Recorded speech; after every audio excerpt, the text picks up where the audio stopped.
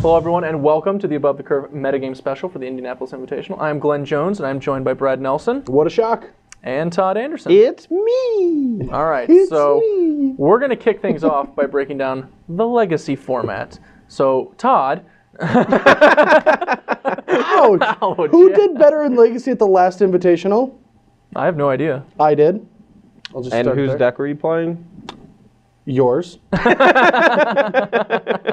All right, well, let's go ahead and start the countdown with what was one of the most successful decks of the last Invitational. I think it had 4 players in the top 8, if I remember correctly. It certainly had 3 or more, and that was Shardless Bug. A deck Jerry Thompson's been championing for a long time. Andrew Tenjum was another one of the players who played it all the way into the finals of that event, obviously on a standard deck, but made it into the top 8. Todd, why is Shardless Bug so good? I seem to remember you at one point having a discussion where you didn't think it was that great. All right, so everything changed with the new Planeswalker / Legendary rule. One of the easiest ways for the Esper deck to win a Jace fight, or at the very least be able to sustain itself in a Jace fight, was by using your Jaces as a way to kill theirs, or at least preempt theirs. And now with the new Legend rule, you can both have a Jace active, and in a mirror match or any sort of creature-based blue deck like Esper Deathblade or Shardless Bug, the Deathblade deck is going to fall behind very quickly because your threats are so small. Your Stoneforge Mystic takes an extra turn to really affect the board. Like, you can't block Shardless Agent and protect your Jace, really. Your opponent can Thoughtseize the Batterskull out of your hand, etc., etc. And you also can't really pressure an opposing Jace very well. You don't really want to jam your Dark Confidants into their creatures because it's one of your main sources of card advantage.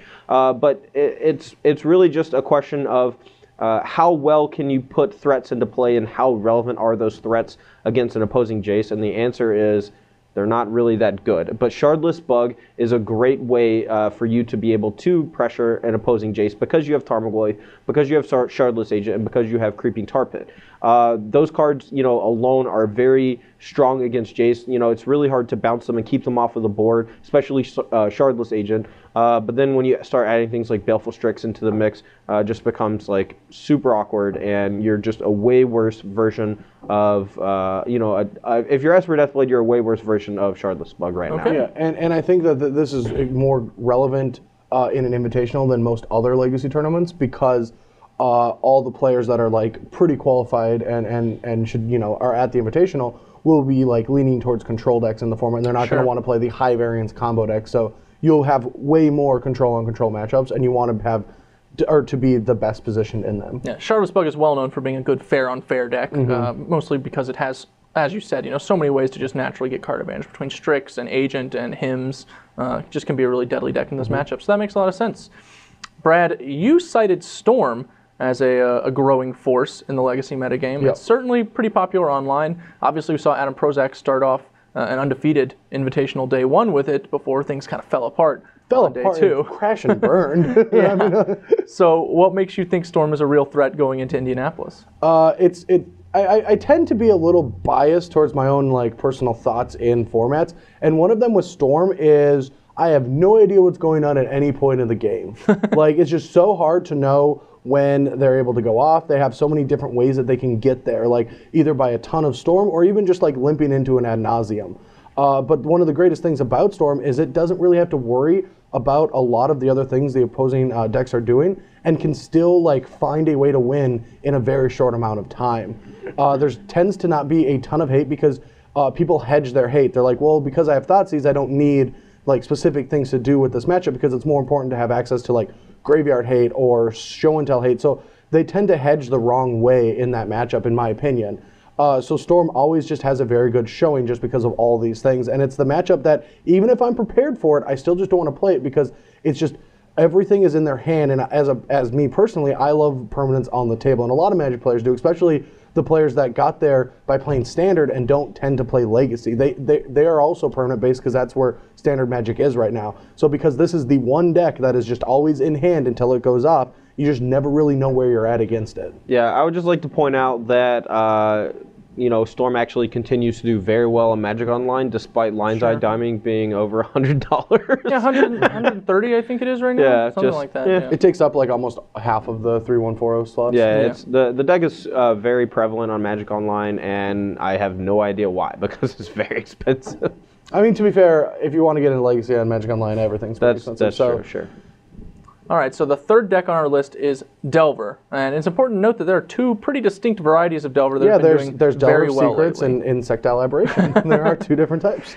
We had Rug Delver winning just this past weekend in the hands of Jacob Wilson, and a few weeks ago Blue White Red Delver also won an Open, but they've each been appearing in Open top 8s for months and months and months. These are just two very good decks, and they operate very similarly. So Todd, break down why Delver is going to be a good deck in the Invitational, and which one do you think is going to be better for the field? Well, honestly, I think that Rug Delver is just the best version of the deck, and I've been trying to tell people this for a while now, but the Red, White, Blue deck with Stoneforge Mystic just doesn't really feel like an aggro deck, I mean, it's playing Swords of Plowshares in the same deck as Delver of Secrets, and those two strategies are kind of counterintuitive, even though I do know that Swords of Plowshares is just like the best removal you have access to, and it catches a lot of your bases.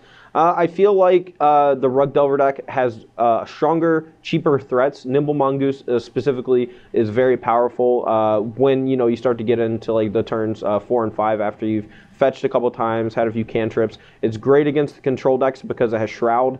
A 3/3 is like still brickwalled by Tarmogoyf, but against a lot of the other archetypes, it's just an unkillable monster for just 1 mana. And I think that that's really where the Rug Delver deck gets an advantage, is that it has two really high power threats that only cost 1 mana, whereas all the other Delver decks have to play more threats that cost 2 mana, therefore making the Stifles worse, therefore making the Dazes worse, and your Wastelands worse. Yeah, and especially there's a lot of matchups where you need to like keep them on 1 or 2 lands to make your spells great. So like when you have a Daze and a Wasteland, but you also have this Geist of Saint Traft, you're kind of like, well, I guess I have to make one of these cards dead. And you never want to be in a deck that needs to use every resource every turn.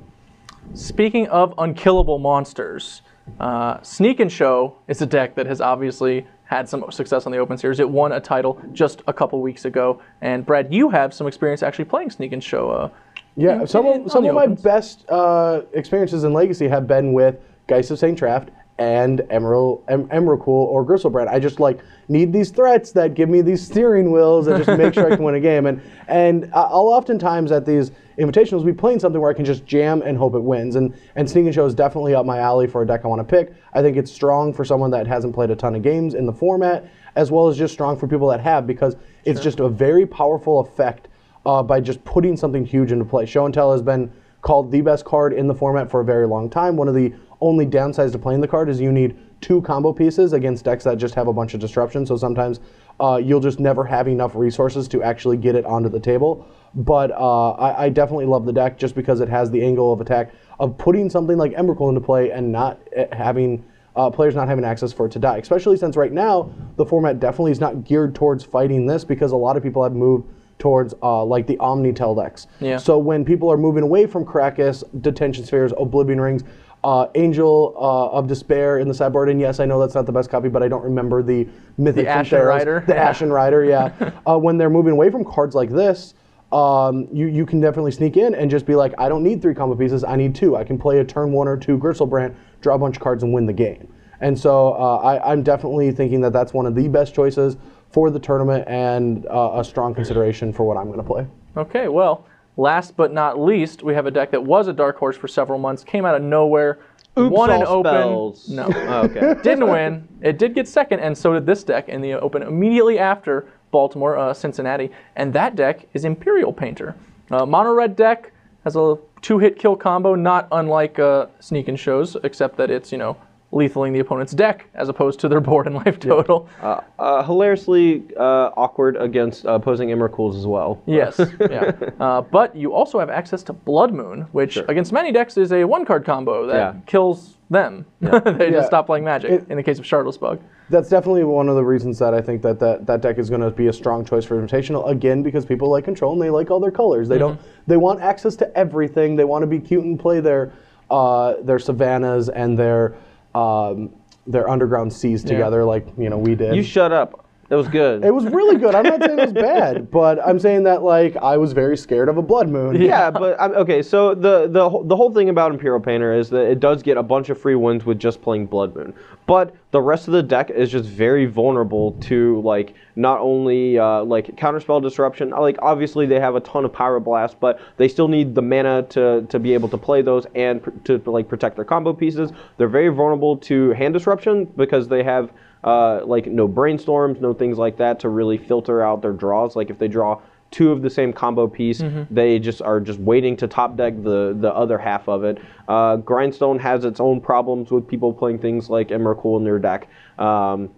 There are just so many factors that make this deck a little too inconsistent for my taste, but the fact that it does get a lot of free wins with just Soul Land, Spirit Guide, Blood Moon, go, Yeah, I mean, is just absurd. And this is kind of like my philosophy with tournaments is I will play decks that are high variance if I want to just like pin down the metagame. I'm always someone that's like, my deck choice is always right or wrong in the metagame. I don't like to hedge a lot of the time. I want to just like go in with a game plan and hope it worked out. And that's where I'm at with this deck is I think that a lot of people are going to play their control decks. There's not going to be a lot of like jam combo decks, and I think it's just going to be able to ride a lot of victories. It's a deck that I would not, like you could go 7-0, but it's a 5-2. Like if you really like your standard deck, I think it's a very good choice just to limp into those chances to top 8. Yeah, just try and get your free wins against Shardless Bug, right? And I think it's pretty interesting because a lot of the ways people try and avoid non-basic hate, like Wasteland specifically, Blood Moon's actually not that bad against. You know, they they'll run basics in their deck or whatever, but they'll also kind of increase their fetch lands to make those basics a little more accessible. And when you're on the play,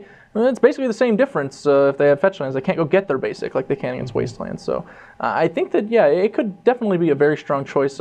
I'm sure some of the boys here at SCG will be sleeving it up. So for sure. Mr. Be Suarez. scared. Yeah, be scared. Well, guys, thank you for running down the 5 legacy decks that you guys expect to see at the Invitational. Now you're going to play something completely different, right? Now Charbelcher's just going to win the whole tournament. Charbelcher. We can get back to playing now, right? We can go. Yes, play? yes, Okay, you can thank go. You can go. All right. I hope you guys enjoyed watching and enjoy the Invitational.